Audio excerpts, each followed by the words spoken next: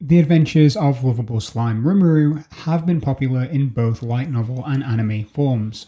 Now, thanks to the efforts of ZOC Co and MonkeyCraft, we have a video game installment, which is part action RPG and part city management game. That Time I Got Reincarnated as a Slime Isekai Chronicles launched on the 7th of August 2024 for Nintendo Switch, PlayStation 4 and 5, Xbox One, Xbox Series and PC. Part of the game's title is the name of the series itself, while the other part, Isekai, is a subgenre of media focusing on a person who is displaced from one world and sent to another. In the case of this game, the titular slime, Rimuru, was a human who seemingly met their end in a knife attack, only to awake in another world as a slime. The bulk of the anime follows Rimuru as he develops into a powerful ruler of a nation of monsters. This forms the majority of the game's story and gameplay. I specifically say anime too, as this is where a lot of the stills used in the game come from. And related to that, this does mean that playing this is a spoiler for portions of both Season 1 and 2 of the show. This adventure takes players back to the origins of the tale, with a very quick introduction. This rushes through how Rimuru became a slime, and continues at that pace to cover the events of the first 8 episodes of the anime in only a few minutes. This is done using storyboards, stills, and subtitles, with the Japanese audio track playing over the top, and that continues throughout. There are some short in-engine cutscenes too, and these are usually reserved for key story moments or before boss battles. Some regular quest dialogue looks a lot like the skit interactions in the earlier Tales of games, and focuses on individuals conversing with lightly animated mugshots to accompany the text. This delivery method is lacking in visual spectacle, but it is what I was expecting for a game of this kind and budget, and serves its purpose adequately. Once the early intro is finished, you get control of Rimuru in the village, and the game starts to push you towards a fairly linear set of tasks. These almost exclusively follow a pattern of talking to someone in town, going out into an area to fight and collect materials, and then returning to the village to see the conclusion of the quest. Using that basic framework, the game tells a story which is quite true to the anime, with some notable changes. These alterations are what I was really interested in, as I expected these to represent a large part of the additional value the game would provide. The main changes are in the form of new characters, such as a revenge-seeking bugbear called Kataki, and a young girl called Sumire. These land in a somewhat mixed manner. Kataki's character is believably resentful as a former goblin, but he's significantly overused as an enemy in Chapter 2.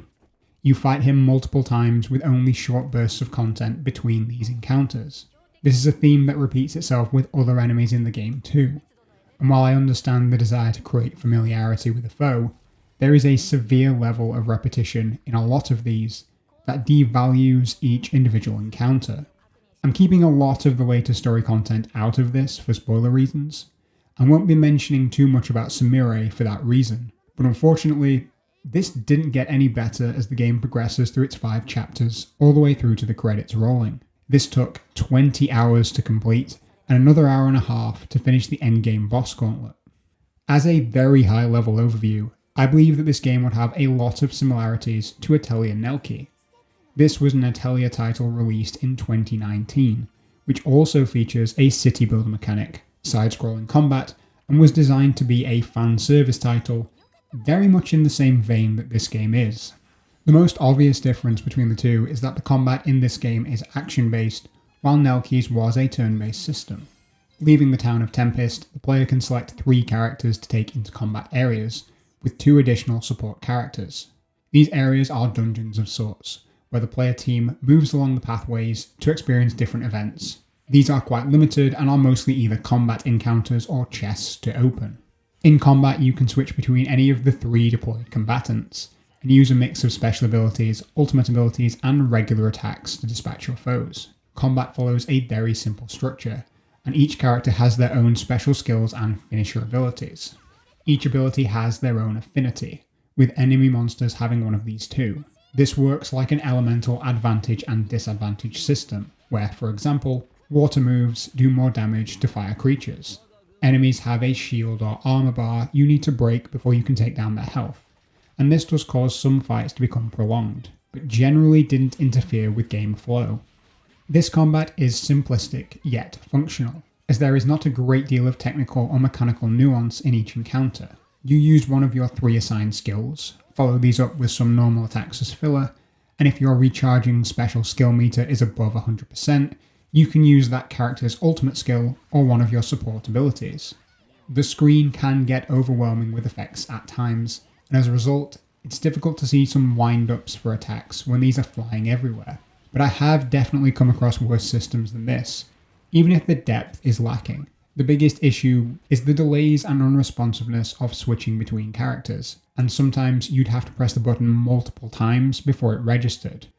The characters you deploy can be made more effective in combat by upgrading their skills. Finishing these encounters or quests grants money and GP, with the latter being used to unlock passive skills. These are very much skills in the form of stat increases, and learning these doesn't grant much other than boosts to basic damage or defense. The game's biggest problem with progression in this manner is how quickly you reach the point where you've purchased every passive ability you can for every character. I reached this point at the end of Chapter 3 and perhaps just at the beginning of Chapter 4, and I was expecting these to expand after a story event called the Harvest Festival, as this would have made a lot of sense. This didn't expand though, and you just end up accruing significantly more GP than you need, with nothing to spend it on.